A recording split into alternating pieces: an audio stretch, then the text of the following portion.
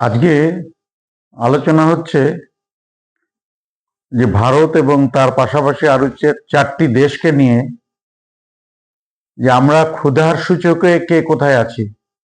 এই ক্ষুধার সূচকটি নির্ণয় করা শুরু হয়েছে 2006 সাল থেকে। ইউনাইটেড নেশনের ফুড অ্যান্ড এগ্রিকালচার অর্গানাইজেশনের পক্ষ থেকে এটি নিরূপণ করা হয় এবং 125টি দেশকে ধরা হয় এবং এটা নির্ধারণ করে হচ্ছে একটি NGO, European NGO concern world wide and wealth hunger life. এবং এটা নির্ধারণ করতে দেখা যায় যে শিশুদের মধ্যে অপুষ্টি কতটা আছে, বয়সের তুলনায় কম বৃদ্ধি কতটা আছে, অসুস্থতা ভগ্ন স্বাস্থ্য কতটা আছে এবং প্রতি হাজারে শিশু মৃত্যুর হার কতটা আছে। আমাদের ভারতে শিশু মৃত্যুর হার হচ্ছে 5%। তো এই যে অবস্থাগুলি আমরা যখন ইন্ডেক্সটা দেখব, তাহলে আমাদের ভারতে জিডিপি কেমন, গ্রস ডোমেস্টিক ইনকাম প্রোডাক্ট এবং পার ক্যাপিটা জিডিপি কত, এটা আমাদের বিচার করে দেখা উচিত এবং পাশাপাশি দেশগুলোরও বিচার করে দেখা উচিত। এবং বিচার করার সাপেক্ষে আমাদের ভাবতে হবে যে আমাদের যে রিপোর্টটা উঠে আসছে আমাদের খাদ্য নিরাপত্তার ক্ষেত্রে, আমাদের স্বাস্থ্যের ক্ষেত্রে, সেটা কতটা যুক্তিযুক্ত। আমরা দেখি যদি ভারতের ক্ষেত্রে মানে সর্বশেষ জিডিপি যেটা প্রকাশিত হয়েছে তাতে হচ্ছে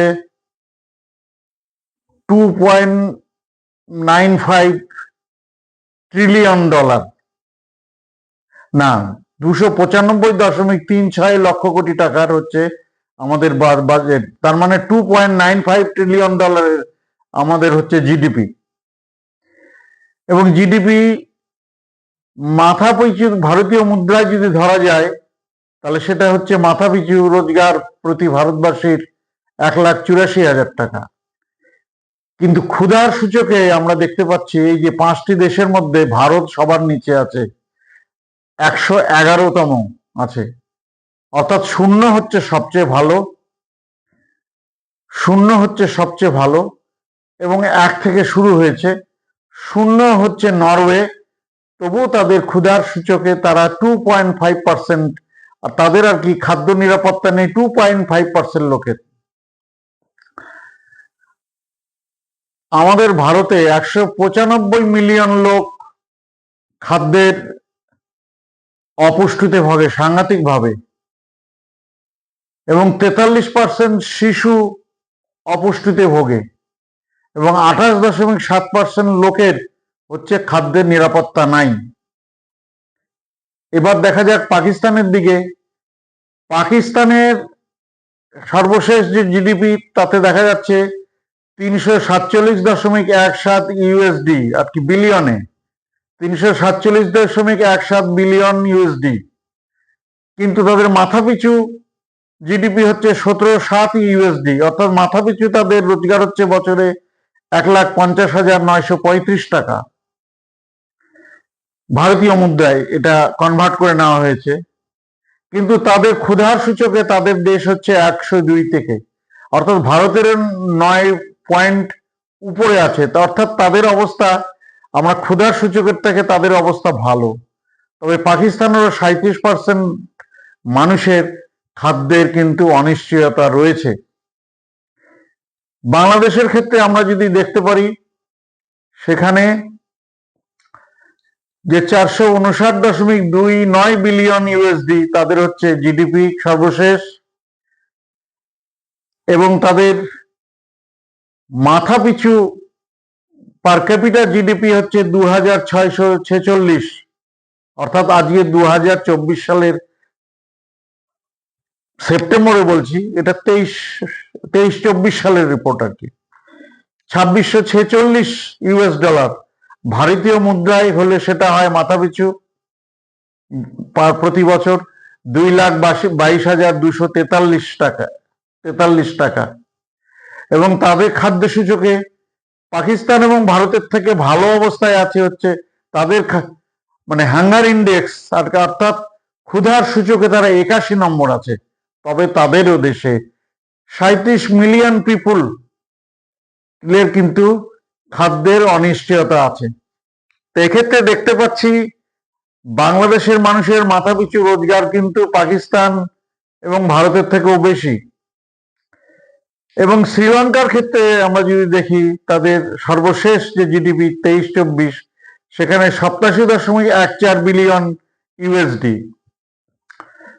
কিন্তু এটা জনসংখ্যার উপর নির্ভর করে। তাদের মাথাপিছু রোজগার হচ্ছে $4100, অর্থাৎ ভারতীয় মুদ্রায় তাদের মাথাপিছু রোজগার হচ্ছে 3,44,263 টাকা, 3,44,263 টাকা। এবং খাদ্যের সূচকে বাংলাদেশের থেকেও উপরে আছে, তারা 60 নম্বরে আছে, তারা 125-এর মধ্যে। যদিও শ্রীলঙ্কাতে 23 সালে তাদের একটা আর্থিক বিপর্যয় গেছে এবং দেশে একটা বিশৃঙ্খলা ছিল, প্রবল আন্দোলন ছিল, দেশের সরকারের মন্ত্রীদের দেশ ছেড়ে চলে যেতে হয়েছে, এসব আছে, এবং তাদের বিদেশ থেকে ধার করতে হয়েছে।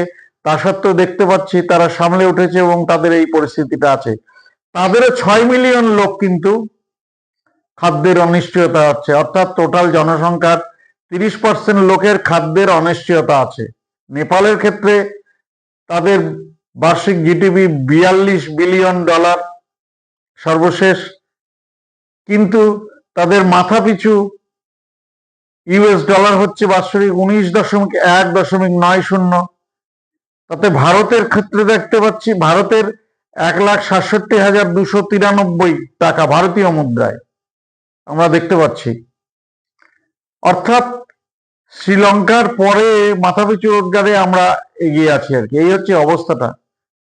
এর কারণ হচ্ছে জিডিপি যতই বেশি হোক না কেন, মাথাপিছু রোজগার যতই হোক না কেন, কিন্তু একটা জিনিস দেখতে হবে, আমাদের ভারতে 27,000 টাকা হচ্ছে বিপিএল, বাৎসরিক 4 জন পরিবারের 27,000 টাকা রোজগার হলে তাদের কিন্তু বিপিএল তালিকাভুক্ত হয়।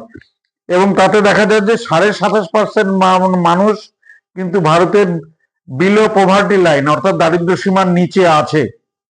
এই হচ্ছে অবস্থাটা। এবং মাথাপিছু যদি বাৎসরিক 6,750 টাকা রোজগার করে তবে সে দারিদ্র সীমার নিচে, অর্থাৎ বাৎসরিক, এই একটা অবস্থা আছে। তাহলে ব্যাপার হচ্ছে আমরা দেখতে পাচ্ছি ভারতের ক্ষেত্রে, অন্যান্য দেশগুলি আলোচনা নাই করলাম, 1% মানুষের হাতে 41% সম্পদ আছে, এবং সম্পদ অর্থাৎ প্রায় 1000 খানিক মানে কোটি কোটিপতি আছে, তাদের কাছে ভারতবর্ষের একটা বিশাল সম্পদ সীমাবদ্ধ আছে। অর্থাৎ ভারতের যে সম্পদের বন্টন সেটা কিন্তু সঠিকভাবে হয়নি, হচ্ছে না, এবং এই দেশগুলিতেও হচ্ছে না। তার ফলে কিন্তু একটা শ্রেণী দরিদ্র থাকলেও একটা ধনিক শ্রেণীর মধ্যে প্রথমে পয়সাটা যাচ্ছে এবং তাদের কাছ থেকে চুইয়ে পড়ে কিছুটা অর্থ নিচের দিকে নামছে। এটাকে বলা হয় ট্রিকল ডাউন ইকোনমি, অর্থাৎ চুইয়ে পড়া অর্থনীতি। চুইয়ে পড়া অর্থনীতির মধ্যে দিয়ে নিচের দিকেও একটা, এইসব দেশে এবং ভারতে একটা মধ্যবিত্ত শ্রেণী তৈরি আছে। তবে কিন্তু একটা বিশাল অংশের মানুষের খাদ্যের নিরাপত্তাহীনতা, স্বাস্থ্যের নিরাপত্তাহীনতা আছে। আমরা মনে করি এটা বিশ্ব সংস্থার হিসাব, ফুড অ্যান্ড এগ্রিকালচার অর্গানাইজেশনের আন্ডারে থাকা এনজিও। আমরা মনে করি যে আমরা অন্যের দেশের কথা না বললেও ভারতের ক্ষেত্রে বলবো, যারা দারিদ্র সীমার নিচে আছে, যে সরকারি থাকুক না কেন নজর দেবেন, এবং বিরোধী দলদের উচিত সরকারকে বিষয়টি বলা, পার্লামেন্টে, বিধানসভায় আন্দোলনের মধ্যে দিয়ে এই কথাগুলি বলা, এবং এই মানুষদের জীবনযাত্রার মানের যাতে উন্নতি ঘটে। প্রচুর মানুষ যে তার একটা নিরাপত্তাহীনতার মধ্যে আছে, তাদেরকে খাদ্যের এবং স্বাস্থ্যের নিরাপত্তার মধ্যে উপরের দিকে তুলে আনা আমাদের অবশ্যই প্রয়োজন। কারণ রবি ঠাকুরের কথা আমরা বলি যে যারে তুমি পশ্চাতে ফেলিছ সে তোমারে পশ্চাতে টানিছে। তো কাজেই এদেরকে পিছিয়ে ফেলে রেখে, এদেরকে অভুক্ত রেখে, এদেরকে অসুস্থ রেখে যারা সমাজে সুস্থভাবে আছেন, নিম্ন মধ্যবিত্ত, মধ্যবিত্ত এবং উচ্চবিত্ত, সিরিয়ালি যারা ভালো, সব উপরে উচ্চবিত্তেরা ভালো অবস্থায় আছেন, স্তরভেদে যেমন থাকে।